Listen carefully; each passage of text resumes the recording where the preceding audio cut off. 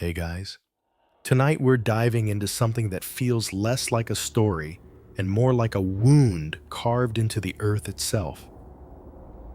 Imagine standing at the edge of a fog-laden lake. The mist so thick it clings to your skin like sweat. The wind carries no birdsong, no ripple of life, only the toll of a distant bell you swear wasn't there a moment ago. You're not supposed to be here. Yet, here you are, staring at a body kneeling in the shallows. His lips are blue, his mouth jammed full of river stones as if someone wanted silence even after death. His fingers are raw, nails broken against the mud, frozen in the act of clawing upward toward air he never reached. Before you dive deeper into this chilling truth, consider hitting like and subscribing, but only if you truly enjoy what I do here. Drop a comment with the time and place you're watching, so I know you're still out there, and we'll dive into tonight's journey together. The man's clothes are those of a surveyor, still neatly pressed despite the water. His tools scattered like discarded bones on the bank. The lantern he carried still burns, flame flickering stubbornly against the damp. But the strangest thing isn't the body, or the stones, or even the eerie quiet. It's the circle drawn around him in ash, perfect, unbroken, smeared only where his collapsing weight disturbed the pattern. Whoever did this wanted precision, ritual, finality. You take a step closer, and the mud gives way beneath your boots, the ground trembling faintly as if alive. The lake reflects no stars, only your pale, uncertain face staring back, somewhere behind you. Branches crack, deliberate, too heavy to be the wind. You're not alone. You never were. You arrive in Grayford under a sky the color of lead. The year is 1838, but the town feels older, as though it belongs to a century that refused to move on. Cobblestone streets glisten from a night of cold rain, and wooden storefronts lean into one another as though sharing whispered secrets. Every face that turns toward you does so politely, yet their eyes never linger. They seem to recognize you already, though you've never set foot here before. The reason for your journey is simple on paper. You are an assistant surveyor sent to map the ridges of Sorrow's Vale. But the truth, your truth, is more complicated. You came not only with ink and compass, but with Ruth Calder's hand pressed in yours. Her touch lingered from the night before, a secret stolen in the shadows of a stagecoach. Two women in love have no safe place in this land, and the only way to survive is to fold that desire into silence. Yet in your chest, it beats louder than the bell of any church. Grayford appears prosperous in ways that should not be possible. Crops grow tall and unblemished. Animals are fattened even through lean seasons. And children run barefoot in streets with cheeks unmarked by hunger. You quickly sense that this is not fortune, but arrangement. Something or someone is curating the town's well-being. When you ask where the town draws its blessing, the townsfolk smile too quickly and change the subject. Their gestures point not south, not west, but always north toward the ridge where the Varenne sisters live. 7 women, spoken of as if they were one. The Varenne homestead stands apart, a sprawling log manor on Northwatch Ridge. Its beams dark with age yet untouched by rot. The roof sags nowhere. The gardens bloom perpetually, and smoke rises from its chimney in thin, unwavering lines. Children dare each other to climb the ridge, but never do. Adults avoid it entirely, crossing themselves when its silhouette cuts the horizon. You first see them at the market. They arrive in silence, their carriage drawn by horses with eyes like polished glass.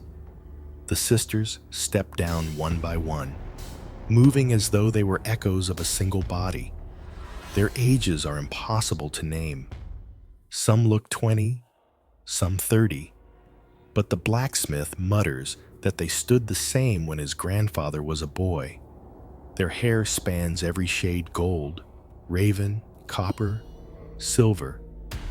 But their skin shares the same unsettling flawlessness, unscarred by sun or time. Their beauty does not comfort, it unsettles. As though nature labored too hard on their faces, shaping them into something too perfect, too intentional. Ruth notices your stare and grips your sleeve. "Don't," she whispers. Her eyes are wide, frightened, though her voice carries an undercurrent of fascination she won't admit. You know her well enough to recognize it.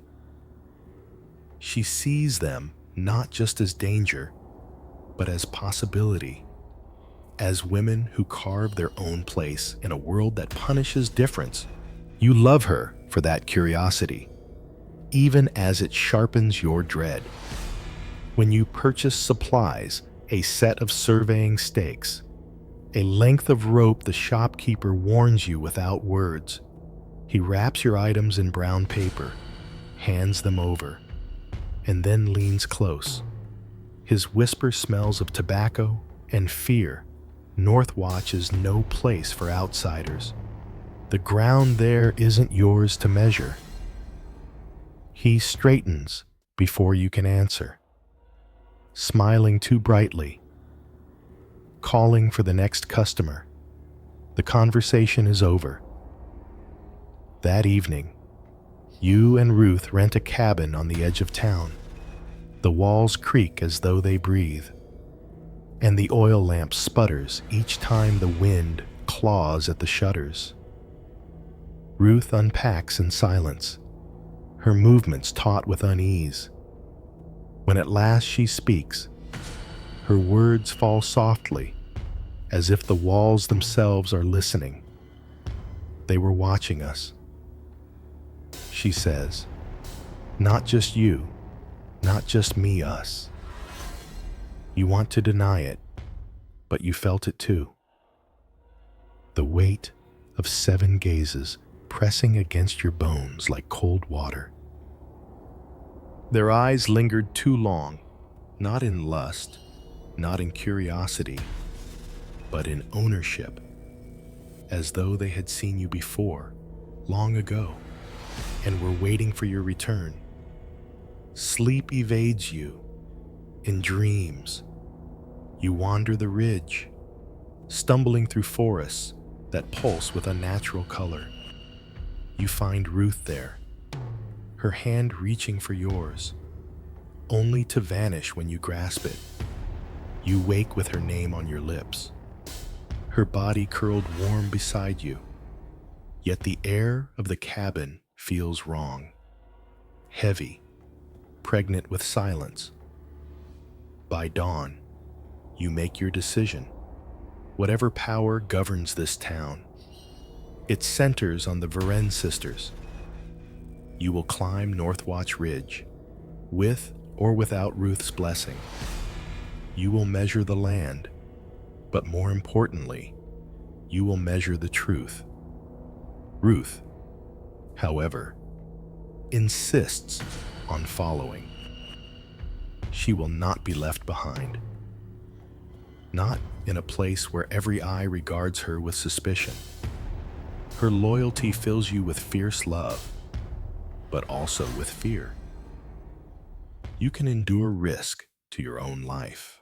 The thought of hers dangling in the balance is unbearable. Yet you both know there is no choice. If the sisters are watching, if the town is complicit, then you are already marked. Together is safer than alone. The ridge looms against the sky as the sun rises. Trees blacken silhouettes against the morning haze. Birds fall silent when you approach, and the path feels too deliberate, as if carved not by nature, but by invitation. You adjust the strap of your satchel. Ruth falls into step beside you, and the silence deepens with every footfall. Somewhere beyond the mist waits the Varan homestead. 7 women who never age. 7 women who hold a town in their palms, and perhaps in their eyes, a reflection of your own forbidden love.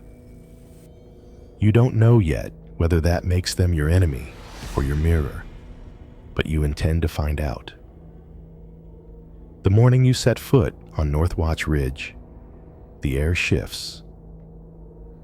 It isn't merely colder, it carries the strange weight of a place that resents being trespassed. Mist clings low across the ground, curling between the trunks like living breath, and each step feels amplified, as though the earth is listening. Ruth squeezes your hand once before letting go, her jaw set with that stubborn courage you've always loved. Neither of you speak. The silence is already thick enough to choke on. The homestead reveals itself slowly, first as a shadow, then as geometry too precise for the wilderness. A log manor, sprawling, immaculate. No rot, no sagging wood, no weather marks at all. It could have been built yesterday or 2 centuries ago. A place untethered from time. The gardens stretch wide, rows of herbs and flowers arranged in such symmetrical patterns they feel like diagrams, not cultivation. You notice the bees hovering, but their movement is wrong, too synchronized, as if they're obeying a rhythm you can't hear. The door opens before you knock. A woman stands there, a sister, though you cannot say which. Hair dark as raven feathers, eyes green like wet moss. Her voice is smooth and deliberate when she speaks your name. You are the surveyor. It is not a question. You introduce yourself, trying to play the role, the assistant botanist, documenting flora, sketching rare plants. She studies you for a long moment. You feel her gaze press deeper than your skin, peeling you open to examine something fragile inside. Then, almost imperceptibly, she nods. You may walk the woods, she says, but never the spring. The spring remembers.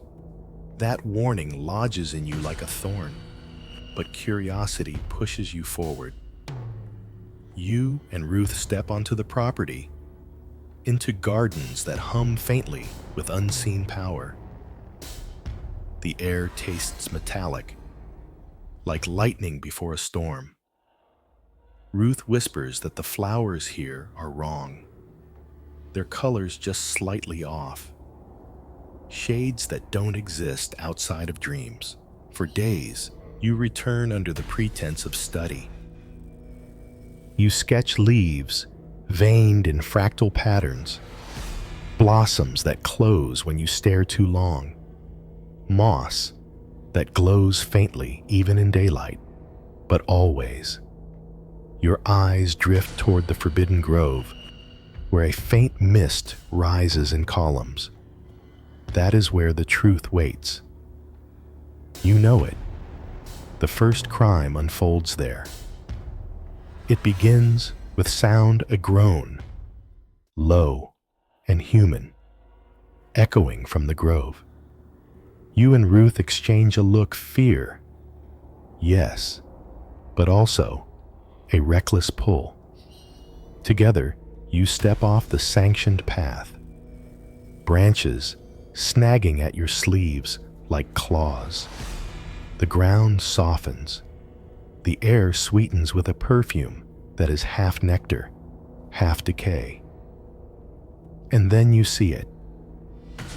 The spring is a pool of black water. So still, it seems solid. Around its banks, barren earth, a perfect circle where nothing grows. At the edge, etched into a stone slab, lies a symbol, 7 interlocking lines forming a star. You kneel, tracing the grooves with your finger. They are old, impossibly old. And then a voice cuts the air. I told you not to come here. You whirl. Another sister stands in the shadows, hair white as bone, face smooth as porcelain. Her eyes are not angry, but unbearably sad. She calls herself Alara. The water remembers. She says softly, it does not know the difference between root and bone. Her words hang heavy with something older than threat.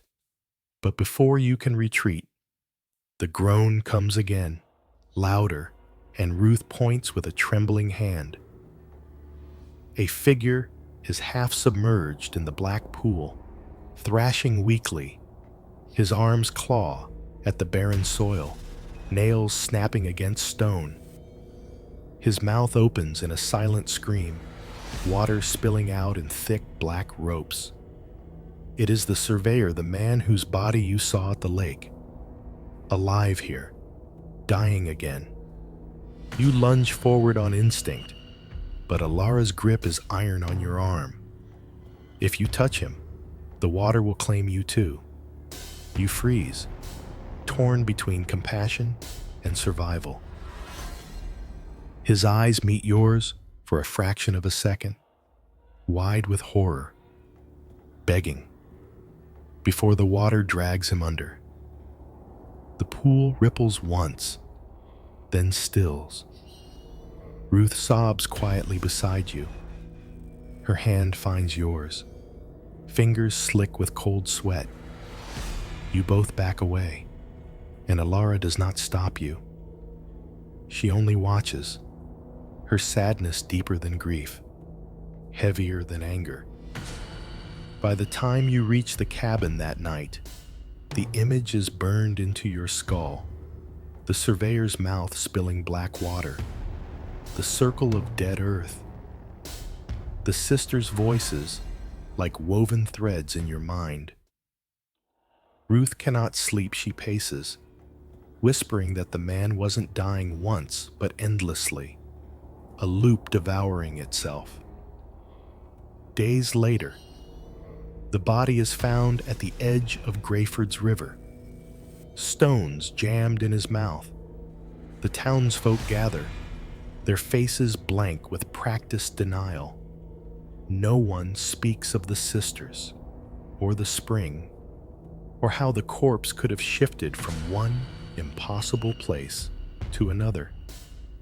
They bury him quickly, without prayer, without notice.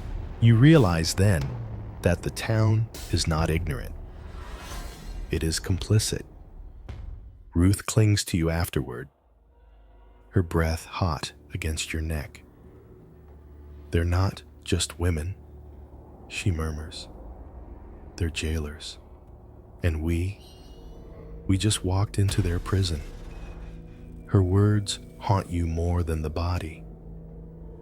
Because when you think of the sisters, their perfection, their symmetry, you remember the way Ruth looked at them in the market, a mixture of fear and hunger, as though she glimpsed a version of herself she might have been, free of shame, untouched by time.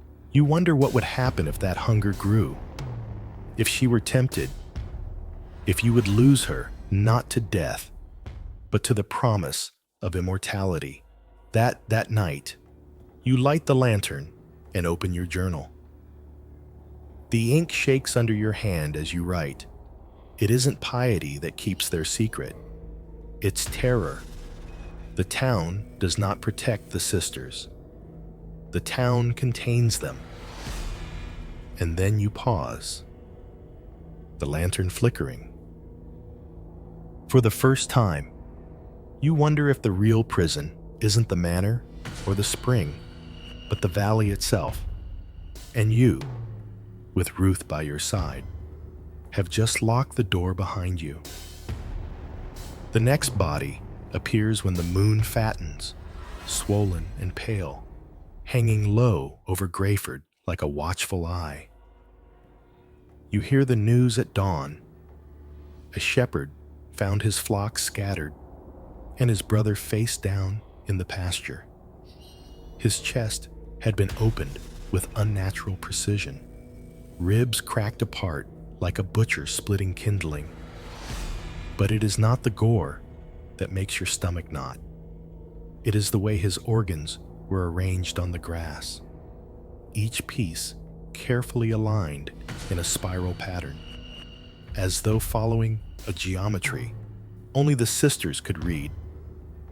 The sheriff mumbles about wolves, though no wolf leaves lungs coiled like rope or hearts resting at the spiral's center. The townsfolk nod, eager to agree, but their eyes flick north, toward the ridge. No one speaks the name Varen. No one has to. The silence is its own confession.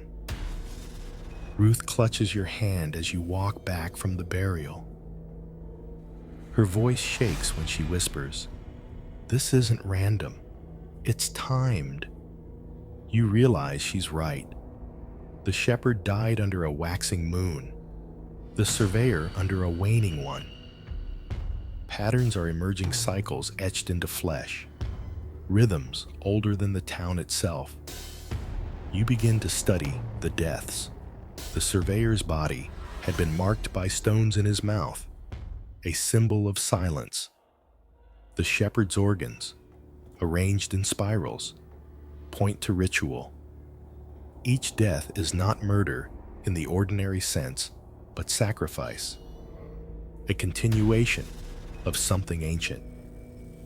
You wonder how many other bodies were buried in Grayford's soil, never spoken of, erased by generations complicit in their own safety. At night, you sneak to the ridge again, with Ruth at your side. The forest feels awake, each branch bowing toward you, each rustle in the underbrush heavy with intention. When you reach the edge of the gardens, you see them, the sisters moving in the moonlight. They are not planting, not harvesting, but performing. Their hands carve shapes in the air. Their feet follow deliberate paths. Their voices hum in harmonies too complex to be human.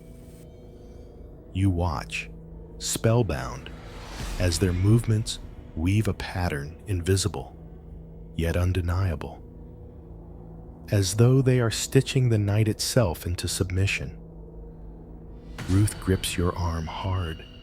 "They're feeding it," she says, "feeding the spring." The realization chills you. The deaths are not random punishments. They are offerings, carefully timed, feeding the black pool that lies at the heart of the ridge. The sisters are not killers in the human sense. They are caretakers of a machine older than language, a system that demands balance through blood.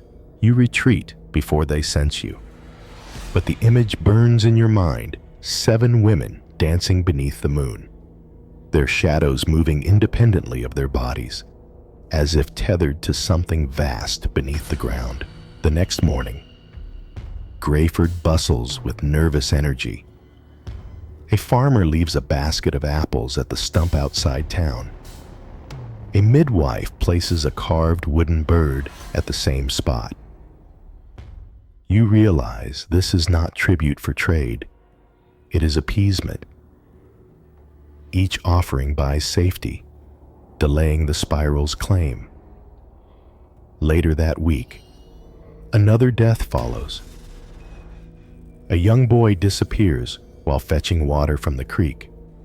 His body is discovered 3 days later, posed at the town's edge with coins covering his eyes. His lips stitched shut with horsehair. The coins glint in the sunlight, tarnished but deliberate, each bearing the same year, 1799. Long before he was born. The townsfolk don't cry. They bury him quickly, as though eager to erase the evidence. Only his mother screams, her voice ragged until it cracks into silence. The sheriff places a hand on her shoulder, but his face betrays nothing. You see it clearly now. Grayford does not fight the pattern. It absorbs it. It adapts. The town survives not despite the deaths, but because of them. Ruth, however, is unraveling. She stares at the sisters whenever you glimpse them in town, her eyes reflecting both terror and longing. One evening, she confesses, her words tumbling in the dark cabin. Do you feel it too? Like they're inside us already? Like every choice we make isn't ours? Her confession chills you because you feel it too. The pull, the invisible threads tightening around your will. On the night of the new moon, you wake to find Ruth gone. Panic floods you as you stumble into the woods, lanterns swinging wildly. You follow the path to the ridge, heart hammering, and there she is, standing at the spring, barefoot, her face pale in the moonlight. The sisters surround her, their circle wide, their voices low and resonant. Ruth looks at you, her expression caught between terror and surrender. One of the sisters places a hand on her shoulder, and for a moment, you think Ruth will collapse into their arms. But then she steps back, breaking the contact, her voice cracking as she whispers, "Not yet." The sisters' faces remain serene, unreadable, but you sense their disappointment. They do not chase her, they only wait. You drag Ruth away, but her body trembles, her hand clutching yours as though she fears you'll dissolve if she lets go. That night, she weeps, repeating the same phrase over and over. They see everything. They see everything. The killings do not stop. They escalate. Each death grows stranger, more ritualistic. A seamstress found with her thread wound tightly around her throat, her body hanging like a puppet from her own rafters. A hunter discovered in the forest with his eyes replaced by polished stones, his rifle arranged neatly beside him, always precise, always symbolic, always timed with the moon. And through it all, the town endures, the crops remain rich, the livestock healthy, the children born without defect, prosperity built on a scaffold of corpses. You understand now, Grayford is not merely complicit. Grayford is addicted. You write in your journal by lantern light, your words shaking. The murders are not murders, they are maintenance. Each body is a stitch, each ritual a repair. The sisters are not protecting us. They are protecting the balance. And the cost is us. You close the journal, your hand trembling. Ruth asleep beside you. Outside, the wind carries faint music, 7 voices weaving together in the night. A song older than language, older than the town, older than the ridge itself. You realize then that the killings will never stop, not until the system is broken, and you, already marked by what you have seen, must decide whether to become its next offering or its undoing. By the time the 5th body is lowered into Greyford soil, you no longer mistake the silence for grief. It is compliance. A hush practiced so many times, it has become second nature. The sheriff stands stiff at the graveside, eyes darting toward the ridge instead of the coffin. The town pastor mutters scripture, but the words slide off the mourners like rain on stone. They are not listening. They are waiting. You and Ruth stand apart, shadows pressed close at the edge of the crowd. Her hand squeezes yours, clammy and restless. She whispers in your ear. They already know it was us at the spring. They let us see. The idea burns in your mind because it feels true. You no longer believe in accidents here, only permissions granted. Pieces moved deliberately on a board you can't see. You begin to push back the way you know best through observation. Your notes grow fevered. The spiral deaths, the stitched lips, the stones in mouths, all of them are symbols in a language you don't yet understand. But each time you question townsfolk, you hit the same wall of silence. The butcher tells you he saw nothing. The cooper shrugs and says some things are better unmeasured. Even the children parrot warnings their parents drilled into them. Don't ask. One girl hisses before bolting down an alley. So you turn to the only person willing to speak.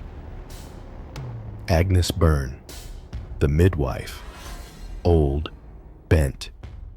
Her eyes milky with cataracts, yet sharp in a way that cuts deeper than sight. You find her cottage on the outskirts, herbs hanging from rafters, smoke curling from the hearth. She doesn't act surprised when you knock. She simply says, "I wondered when you'd come." Over bitter tea, she tells you the story no one else dares repeat. The sisters were already here when the first settlers arrived. She says, young, beautiful, unchanging. They offered survival during winters that should have killed everyone. In return, the valley gave them something less tangible. Possibility. Futures clipped short, choices redirected, fates rewritten. Agnes leans close, her voice a rasp. They prune us like vines. We don't get to grow wild. We grow the way they choose. You remember her words when you walk home that night. Lantern light trembling across the cobbles. Ruth clings tighter to your arm, her breath fast. If they're pruning, she says, then what about us? What future do they think we should have? That question follows you into restless dreams. You see Ruth's face among the sisters, her eyes glowing faintly, her hand reaching toward the spring. When you wake, sweat-drenched, she is beside you, alive, human, but her gaze lingers on the ridge through the cabin window, and you can't shake the thought that the sisters see her, too. The investigation officially begins only when the governor's office receives word of repeated deaths. A deputy arrives from Ashbourne County, young and eager, notebook always in hand. He asks questions the townsfolk refuse to answer, and for a brief moment you feel hope. But then you see the way he changes. He grows vague, distracted, his notes thinning. Within a week, he begins repeating the same empty assurances as the sheriff. Accidents, coincidences, wolves. The valley is already reshaping him, pulling him into its silence. You try to fight it. Together with Ruth, you return to the crime scenes, sketching every mark, every arrangement. At the pasture, you find faint ash around the spiral where the shepherd's organs lay. At the creek, you discover coins older than the boy who died, all etched with faint scratches forming 7-point stars. The evidence piles in your satchel, but the weight is more psychological than physical. You know that if you show it to anyone, they will deny it exists. The final straw comes when you discover Ruth's name carved into a piece of driftwood left at the stump of offerings. The letters are precise, freshly cut. It isn't just that the sisters know her name, they are claiming her. That night, you confront her, your voice shaking. You've thought about it, haven't you? About joining them? She doesn't answer immediately. Instead, she sits by the lantern, face caught in its glow, and finally whispers, they don't hide what they are. They live without shame. Don't you want that? The words slice you deeper than any ritual knife, because she is right, in a way. The sisters embody freedom from judgment, from the world's cruel rules, but the cost is too steep. You tell her so, and she looks at you with tears that are half sorrow, half longing. In the days that follow, you notice the townsfolk watching you differently. Conversations stop when you enter. Men cross the street to avoid you. Women clutch their children closer. They are turning against you not because they doubt your intentions, but because they know your curiosity threatens the balance. And balance is the only thing they have left. One evening, footsteps scrape outside your cabin. You snuff the lamp and peer through the shutters. Figures stand in the dark townsfolk, silent, unmoving, watching your door. You clutch Ruth's hand and wait, heart hammering, until they melt back into the shadows. The message is clear: leave, or the valley will decide for you. But you cannot leave. Not when you feel the story tightening, spiraling towards something inevitable. Not when Ruth's fate seems bound to the sisters, her name already written into their ledger. So you prepare. You keep your pistol loaded at the bedside. You carry Agnes's pouch of bitter herbs at all times, its acrid scent clinging to your clothes.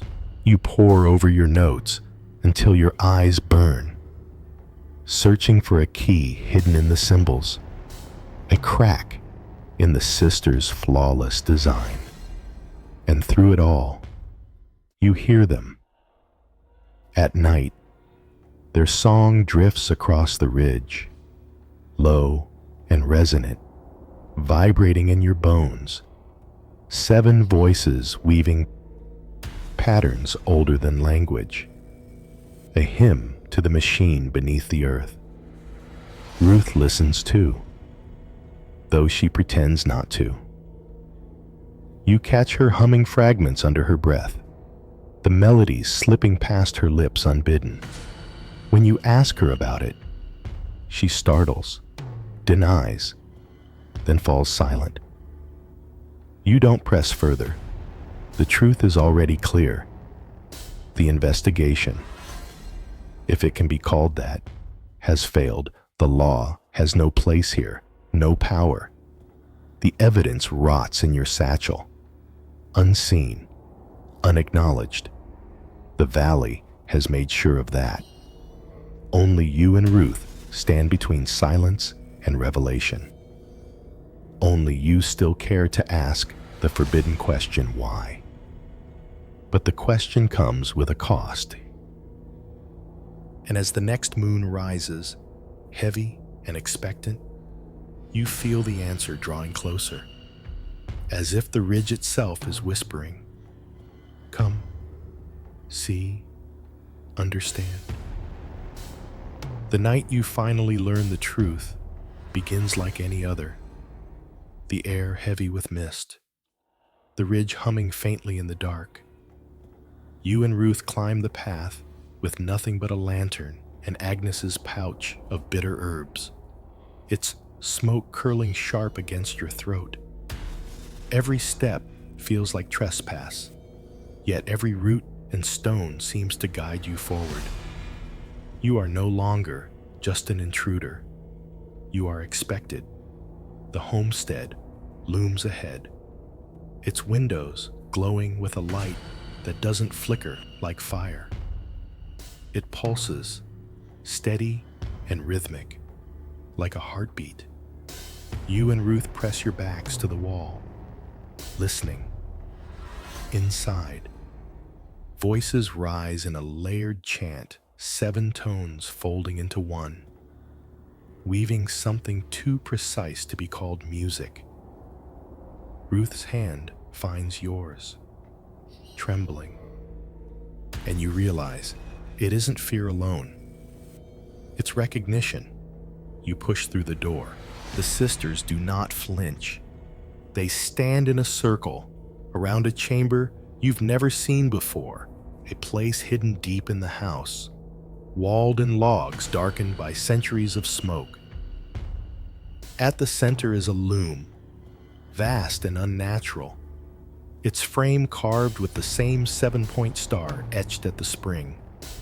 But the threads it holds are not threads. They shimmer like strands of light, taut and vibrating, weaving and unweaving in endless patterns. "This is the loom room," Seraphine says, her voice calm, melodic. "Here we maintain the garden." Her eyes bore into yours, luminous in the dim. Every life in Grayford is a strand, every death a stitch. Without us, the weave unravels. Ruth stares at the loom, entranced, lips parted in awe. You pull her back, but she resists, her gaze locked on the glowing strands. One in particular seems to tremble more brightly than the rest, vibrating toward her, her own life. You realize, being called into the pattern, you demand answers. Why the killings? Why the bodies? Ilara, the white-haired sister, answers with sorrow. The ground is hungry. The spring beneath this house feeds on possibility. We give it what must be given. A future cut short, a path diverted. That is the price of prosperity. Her words settle like ash in your chest. The deaths weren't random punishments. They were payments, sacrifices to a system that trades freedom for survival. But then comes the revelation that chills you deeper. The sisters are not just caretakers.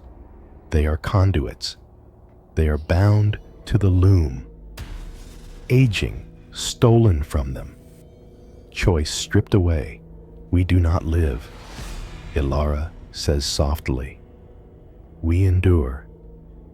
Our time is frozen so that yours may flow. Ruth steps forward, voice breaking. But you're free of judgment, free of decay. Isn't that worth the cost? Her eyes shine with longing, and for the first time, you see how deep the temptation runs. She is not merely fascinated by the sisters, she envies them. Seraphine's hand reaches out, not to you, but to Ruth. You understand, she whispers. You could join us. The loom is always hungry for new keys. Your blood runs cold. This was their plan, not just to reveal the loom, but to claim Ruth. Her name carved into driftwood wasn't a warning, it was a summons. You step between them, clutching the pouch of herbs until it burns your palm. The smoke drifts upward, and for the first time, the sisters recoil. Their harmony falters, the threads of the loom vibrating violently. You seize the moment, shouting at Ruth, begging her to choose. Her eyes flicker between you and them, torn, her body trembling under the pull of two worlds. And then, slowly, she turns to you, tears streaming down her face. If we destroy it, she whispers, we destroy them. All of them. You glance at the loom. The strands blaze brighter. Threads of lives past, present, and future woven together. To break it would be to end the pact, to release Greyford from its prison. But it would also mean ending the sisters, their centuries of existence collapsing in an instant, and perhaps more. Perhaps the entire valley would crumble into hunger and chaos. The sisters seem to sense your hesitation. Seraphine's voice sharpens. You think you are free, but without us, you will starve. You will sicken. You will turn on each other. We are the lock and the key. Without us, there is only ruin. Lara, however, lowers her head. They deserve to choose, she murmurs. The words ripple through the room like a crack in stone. For the first time, you see division among them. Ruth clutches your arm. Now, she says, before the choice is taken from us. You raise your lantern and hurl it into the loom.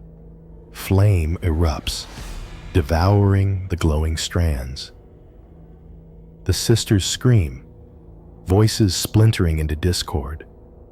The threads snap, one by one, bursting into sparks that vanish in the airs.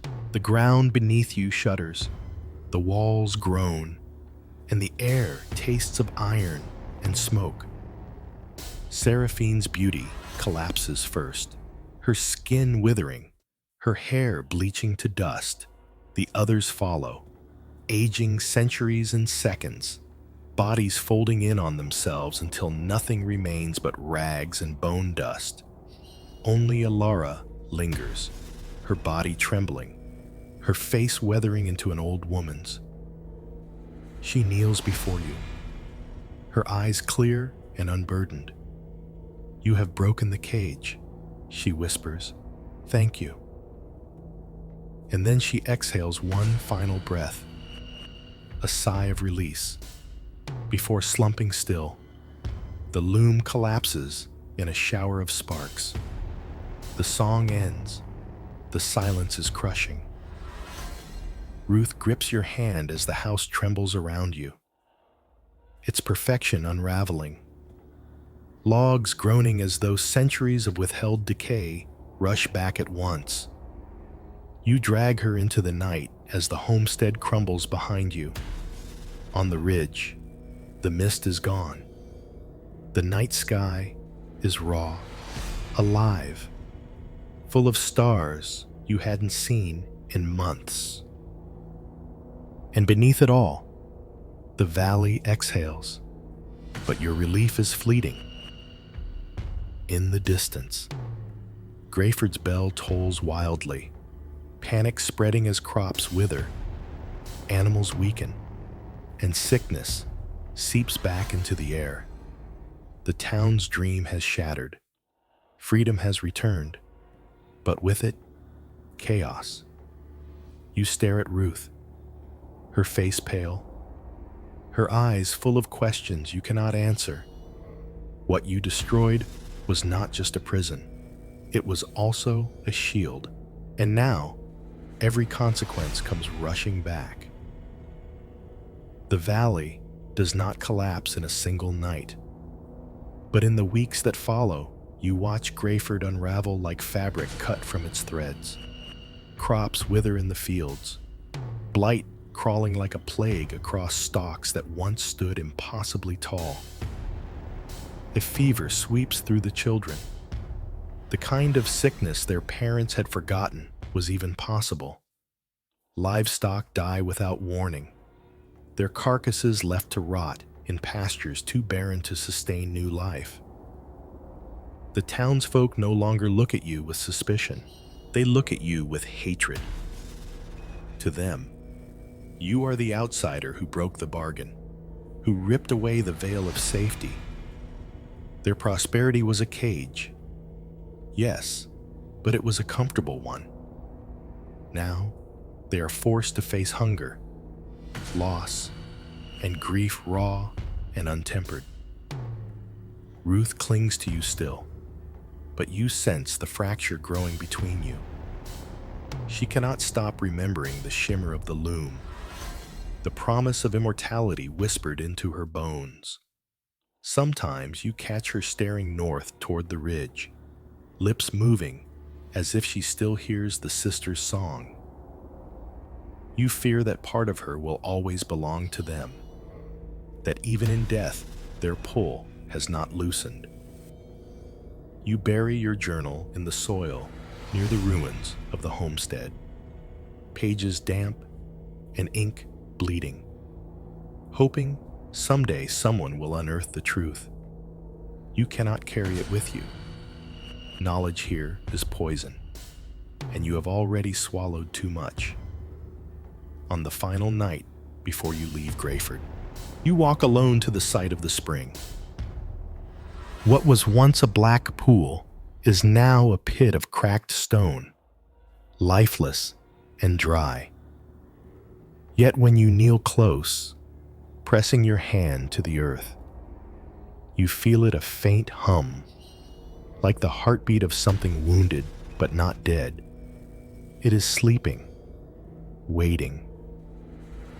The wind stirs behind you, and for a moment you swear you hear voices. Not 7 this time, only 1. A whisper that brushes against your ear with Ruth's timbre, or Ilara's, or something older still. The loom can be rewoven. You stumble back, heart hammering, the silence rushing in to fill the space. The ridge stands mute, the night sky endless, but the echo lingers, not gone, not finished. And so you tell yourself this story, not to find comfort, but to leave a mark, a warning. Because Grayford will not be the last valley to make such a pact. The hunger beneath the earth is patient, and people are always desperate enough to trade freedom for safety. Now, I'll ask you, what if the next town to bargain with the ground beneath their feet is yours? What if the house you live in was built on soil, already humming with promises, already waiting for its 7 keys? Before you dive deeper into the next chilling truth, consider hitting like and subscribing. but only if you truly enjoy what I do here. Drop a comment with the time and place you're watching, so I know you're still out there. And tell me if the loom called your name. Would you resist it? Or would you join the sisters?